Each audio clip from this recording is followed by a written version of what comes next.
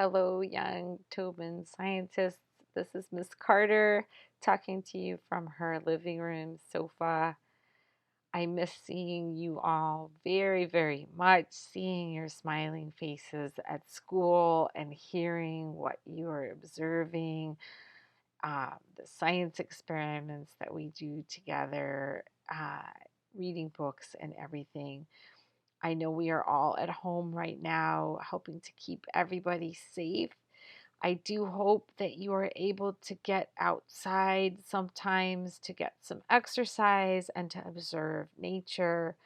Today, I made a video for you about some birds that live in Boston that you can see when you go outside for a walk, you're looking up and you're looking around and you're noticing and observing like a scientist. You might be able to see these birds in your own neighborhood. Even if you have a window at home and you look out of your window, you might be able to spot some of these birds from inside your house or apartment.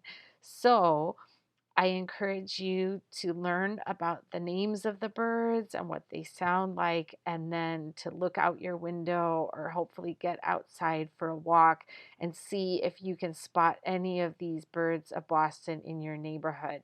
And then I hope that you will share with me what you notice, what you observe, what you find, what you hear, so that I can learn which of these birds you have and I can hear about the science that you're doing at home.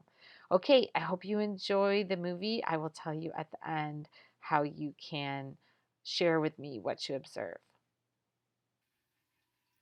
So this is my slideshow of a few birds that I have a lot of in my neighborhood. You should take a look at these birds and see if you can find them in your neighborhood too. The first bird I'm going to show you is called a robin. And so it starts with R, and so it's spelled Robin for robin. And robins are all over the place in the springtime. Normally, they don't stay in Massachusetts for the winter. They fly south where it's warmer, but sometimes robins do stay all winter long. So you can see some of them in the winter. But in the spring, there are lots of them all over hunting for worms and other yummy things to eat, and also building nests and raising their young. I will put a link at the bottom of the YouTube video where you can actually watch some robins in their nests raising their babies. Robins have bright blue eggs, which is really cool. A robin sounds like this. Just a minute.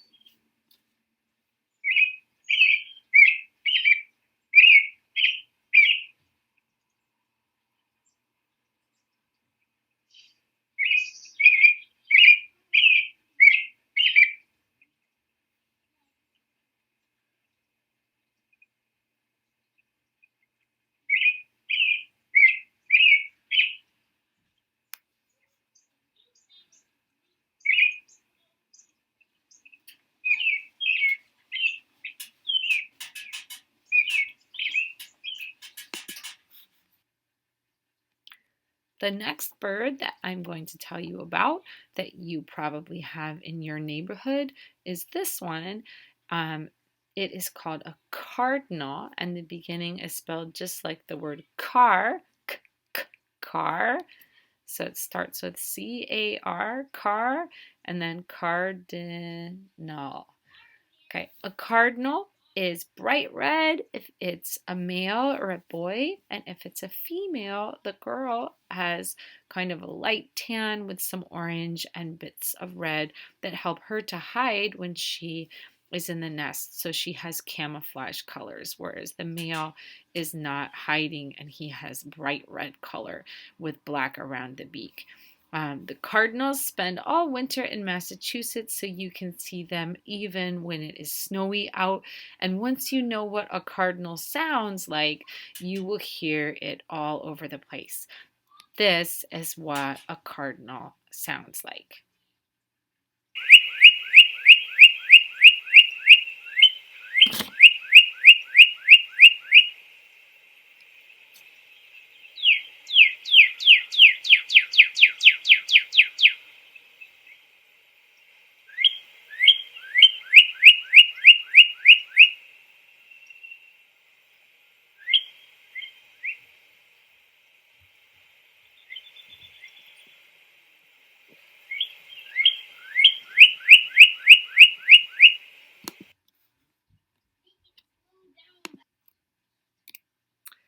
The next bird that I will tell you about that you probably have in your neighborhood also has a really bright color.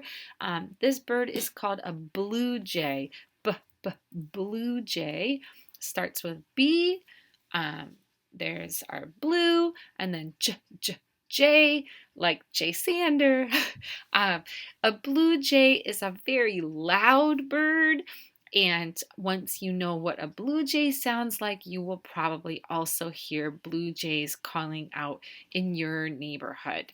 Um, Blue jays are very bold and confident birds, and they will steal food from people, sometimes from other birds, but they are very confident animals. This is what a blue jay sounds like.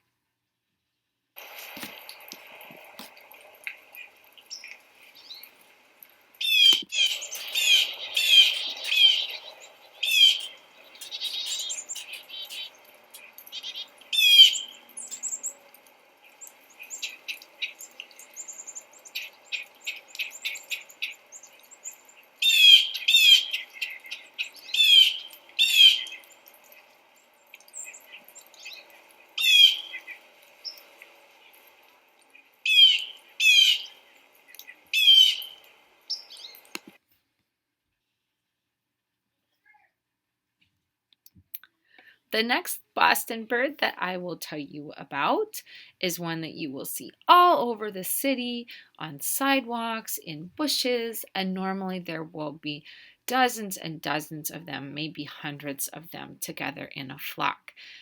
This kind of bird is called a sparrow, starts with S, sparrow, and in the picture, those birds are both sparrows. The male or the boy is the one with the black chest and the dark brown on the head and back.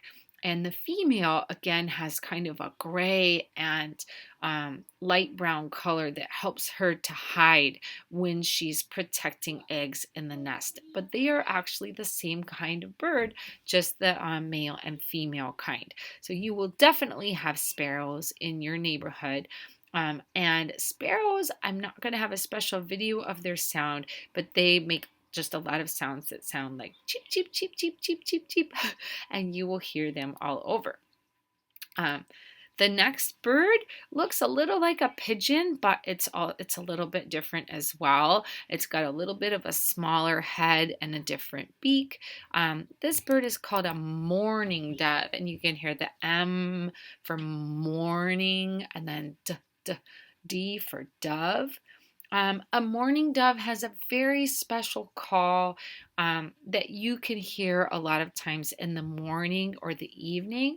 But if you hear this call, then you can look up maybe on wires hanging near your house, and then you might see a mourning dove. This is what a mourning dove sounds like.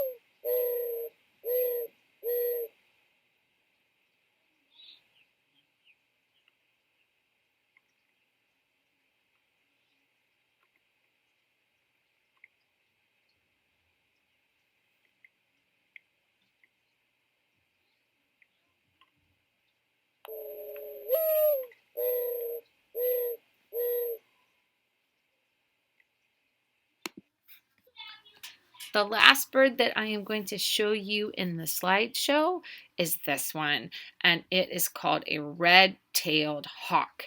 You can see the R for red, T for tail, and H for hawk. And a red-tailed hawk you will probably not see in a tree down close to the ground. But if you look high up above you, you might see a red-tailed hawk soaring up high in the sky. Red-tailed hawks do live in the city. They are big birds and they hunt small animals like squirrels or small birds or garter snakes. And if you see a large bird soaring up ahead, up above you in the sky, it is probably a city hawk, a red-tailed hawk. And the tails are not bright red, they're more of a copper brown, but probably it will be a red-tailed hawk. Here is what a red-tailed hawk looks like flying in the sky.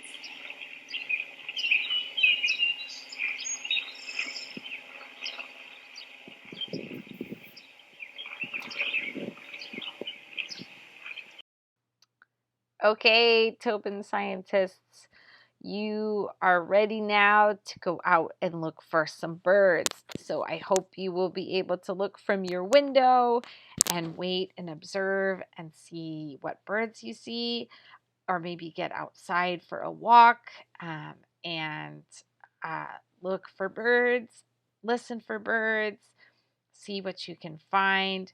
And to share with me, I have 3 different ways you can be in touch with me to share what you have observed. One, you can have a family member message me on Class Dojo. You could send me a picture of something that you see. You could draw a picture of a bird and have someone take a picture and send it to me on Class Dojo. Or you could even ask, and I would find a time to call you on Google Hangouts to talk to you about your birds. So you could do all that through Class Dojo. Another thing you could do is if your family members are in the Google Classroom, you could message me in Google Classroom or share a photo or a message there. The last thing is on Mondays and Wednesdays for kindergarten students from 11 to 11:30. I will have a Zoom room open for science students to stop by and talk to me about the science you are doing at home or just anything you want to share with me. And that'll be Mondays and Wednesdays between 11 and 11:30. And I will give your family members the Zoom information so you can come to talk to me on Zoom on Mondays or Wednesdays if you like, and hopefully share with me some birds that you've seen in your neighborhood. I look forward to hearing from you. I hope that you will get out and observe some nature, and I will have a new video for you next week. Stay safe, stay healthy, be kind to your family members. Be helpful to your parents. I hope to see you soon.